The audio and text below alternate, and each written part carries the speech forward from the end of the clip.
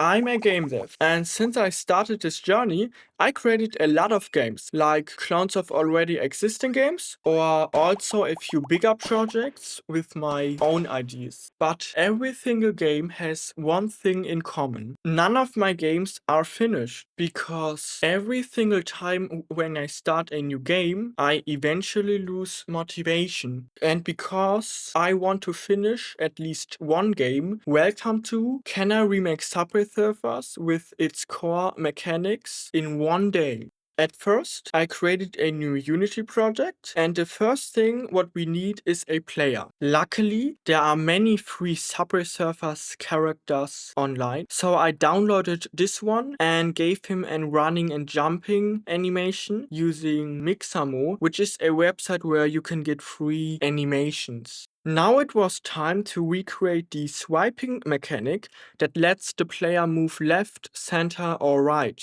My first approach was to give the player a small force horizontally, but you can see this movement looks very messy and this is not what we want. So I let the player teleport between three invisible lanes, left, center, and right, and this is exactly what we want. I also added jumping and the movement already works, but it looks very static and boring. So I made the player change lanes smoothly, and I also let the camera follow the player. As you can see, Subway Surfers has an infinitive level, so my next goal was to recreate that. And basically how this works is you spawn in front of the player continuously new segments, and that's exactly what I did. I used those test segments to look if everything works, but now it's time to replace them with the real Subway Surfers visuals. Luckily, I found this level online, which honestly looks exactly like the real Subway Surfers level.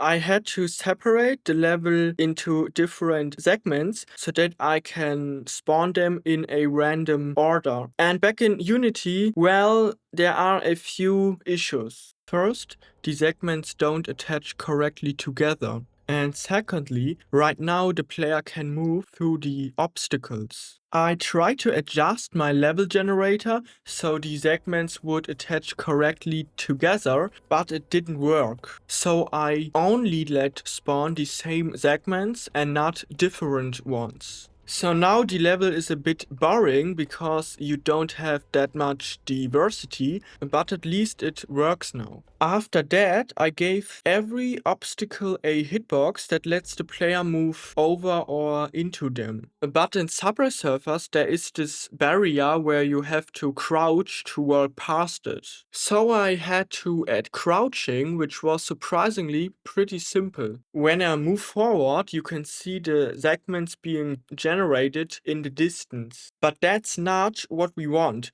because in the original Subway Surfers, there is fog and a screen curving effect pretending to have an infinitive level. So I created a shader that curves my level like in the original.